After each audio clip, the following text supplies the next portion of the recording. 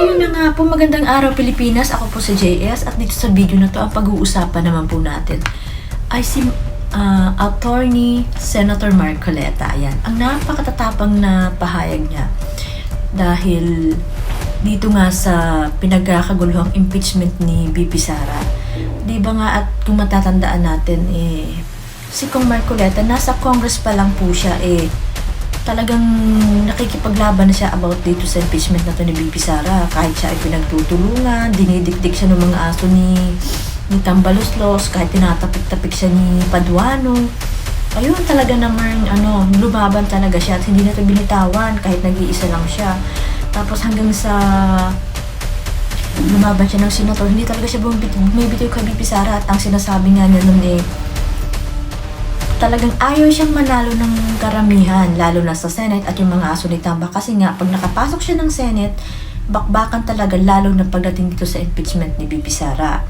Kaya ayun nga, patuloy ang mga usap-usapan dahil yung iba sabi umuurong na daw, yung iba sa Senate, tapos yung iba naman madidismiss na daw. So, abangan natin kung ano talaga yung mangyayari. Pero, sa isang banda, sinasabi ng iba na mas maganda raw na makita na talagang kung may katwiran, ayun, pagdidebatehan nila doon, tapos, yun nga, butuhan. So, number naman kasi ang kailangan dyan kaya ngayon, doon sa mga lumalabas na parang tinitignan nila kung sino yung panig kay BP Sara, parang hating-hati, as in, ano ba yun? Basta hating-hati yung mga lumalabas na yung parang inaano nila, parang sinusurvey din nila kung sino-sino yung mga boboto ng for impeachment, yung boboto ng hindi. Pero ito nga ang sabi ni Marcoleta, lintik lang ang walang ganti kasi nga nung pagkapanalo pa lang niya, sinabi niya na handang-handa siya at alam niya itong kasong to. Kaya sabi niya kahit anong mangyari ay hindi sila mananalo. At syempre, binalaan na naman niya na kung ayaw mapahiya ng gobyernong to, ay itigil na nila to. Pero kung gusto naman lang matagdagan ng kahihiyan, di sige, porbahan nyo. Kaya naman, abangan natin yung mga susunod na kabanata. Ito yung pinakamainit na pinag-uusapan araw-araw. Dahil nga, di ba si Cheese iniurong niya, tapos nagkakagulo na naman. Saka, kita nyo naman yung mga yung mga atap na atap dito, yung mga makakaliwa, saka sila, yung mga dilaw. Di ba? Sila lang yung may gusto niyan. Kaya, siyempre, kung ikaw may plano ka, kung politiko ka na may plano ka sa 2028, ay mag-isip-isip ka na, nakita mo naman, di ba? So, kaya at siyempre, narito ang mga komento mula sa ating mga netizens. What a powerful speech of Senator Marcoleta. Tinapos ko talaga hanggang huli. Bagay talaga sa kanya ang maging senador, talino at malasakit, nasa kanya na. True. Actually, si Attorney Senator Marcoleta, parang yung unang ko pa lang sa kanya, unang impression ko sa kanya, talagang para siyang si PRRD. Kasi nga, wala siyang pakialam, kahit mag-isa na lang siya, basta't alam niyang nasa tama siya, talagang ginagawa niya. Ganun siya, talagang, alam mo yun, ako nga, kahit pa for president, approve sa akin to. So, ito pa. Greetings! Salute to our beloved Senator Marcoleta. Thank you, sir, for your support, loyalty to our mahal Tatay Digong, to our BP Sara, to Duterte. May God bless us all. Ayun, God bless us talaga. Tama, Senator Marcoleta, ang mga adik, galit sa matinong gumagawa ng kabutihan para sa bayan. Mabuhay kayo, Senator. God bless you always. Ayan. Parang bumalik na naman ang hilig ko sa politika. Mula nang mawala sa pagiging Pangulo si Tatay Digong, ay di na ako nanonood ng mga balita about politics. Nakakawalang gana kasi. Pero ngayon, dahil kay Marcoleta, parang naging exciting na naman. Ay, true. Parang, syempre, sa Senate, siya talaga yung aabangan yan. Kasi siya, kakaiba rin kasi talaga siya. Matatandaan mo siya sa kanyang galing, tapang at galing. Yan si Atty. Marcoleta. Eto pa. Ito ang maganda kasi may taong hindi lang basta-basta mananahimik pag may mali. Sa Quadcom nga, member siya pero nilabanan niya lahat ng mga kasamahan niya. Kahit siya ang mag-isa, no matter what, kasi alam niya na may mali. Yan ang matagal ko nang hinahanap na senador, hindi natin kailangan mag-comment kasi andun na siya, Senado. Para po muna agad. Yan si kapatid R. Marcoleta, proud ko kami sa'yo, naway gawain ka lagi ng ating Panginoon. True. Tama yan. Talagang aabangan natin niya sa Senado. Ano niya yan parang sinabi talaga niya na pagdating ko doon, bakbakan. Ilalaban niya kung ano talaga yung tama. Diba? Eto pa.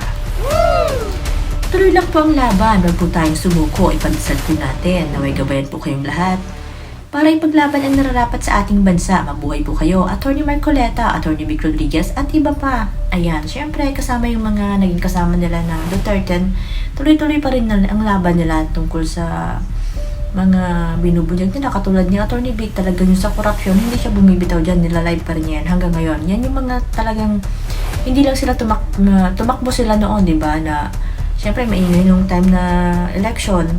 Pero after election, eto pa rin, makikita mo na consistent sila doon sa mga pinaglalaban nila, di ba? So, next election, ipapasok na natin to sa banga, di ba? Eto pa. We love you, Tatay Digong, my greatest president of all time, Rodrigo Roa Duterte. We love you.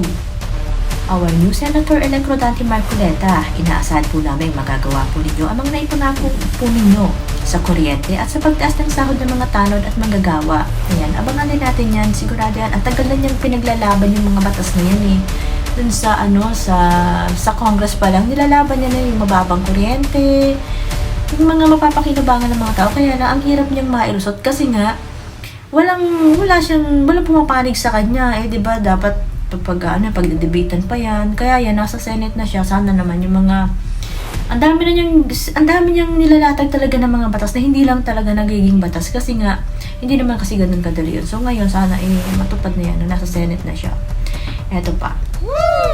Counting tiis na lang, Atty. Rodante Marcoleta. Counting tiis na lang, Tatay Degs, FPRRD. Counting tiis na lang mga kababayan. Matapos din ang lahat ay true. Hindi naman kasi forever yung mga yan. Kahit gaano nila gawin yan ngayon. Yun ng tatay ni Junior sa tagal natapos din eh. Kaya yung mga yan, lalo na sa panahon na yun, walang forever lalo na sa politika. So ito pa.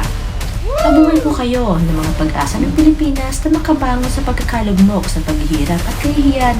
Naniniwala po ako sa inyong kakayanan na maiahon ng ating bansa. True. Kahit papano nagkakaroon tayo ng pag-asa. Kasi meron ng pag-asa pa naman talaga. Ito pa. Yes, looking forward. Lantik lang, walang ganti. Patatapusin ang kasamaan. Wait lang. Natin pag-upo ng bagong senators natin. Yes, tama yan. Umpisahan yan sa laban ni BP Sara. At eto pa. Magaling talaga to si Marcoleta. Salute. Ito talaga yung karapat-dapat sa Senado. Number 1 ko sa balota. Kaya you deserve Senator Marcoleta. Lupit mo. True. Malupit talaga to. Saka siya talaga yung aabangan niya sa Senado. Kasi siya matatapang din naman yung mga iba na mga ni PRRD. Pero iba kasi siya eh. Iba yung tapang niya. Talagang, saka alam niya yung batas kasi nga abogado siya. At saka, ready siya sa mga bakbakan. Talagang pag siya yung sumagot at siya nagsalita, meron siyang mga ebidensya as in talagang malinaw, naiintindihan ng mga tao. Kaya, ayan, senator na siya ngayon, di ba? Ito pa. Daming senator sa nagpunta sa dahig ni Netherlands. Mabuhay po kayong lahat, mga mabuting lingkod bayan. At mga kababayan nating nagmamahal, una sa Diyos at sa bayan, at sa mga nagmamahal kay Tatay Digong. Samahan at pagpalain kayo ng lahat ng Diyos. Thank you Lord sa pagmamahal po ninyo sa aming bansa. Kaya pinagpala po ninyo kami ng mabuti at tapat na mga senador na magtatanggol sa katotohanan laban sa kamalian at kasinungalingan. Hindi kailanman mananagumpay ang kamalian laban sa katotohanan. Ang katotohanan ang magtatagumpay kailan paman. Salamat sa Diyos at sa inyong lahat. To God be the glory. Hallelujah. Amen. True. Hindi tayo mababayaan ni Lord. Kaya kapit lang. Matatapos din ang laban to. Sabi nga ni Atty. Marcoleta, parang huwag tayong PBTO kasi tatapusin natin ang laban na to. Iuuwi natin si PRRD sa Pilipinas. Thanks for watching JSRH. Please like and subscribe for more updates.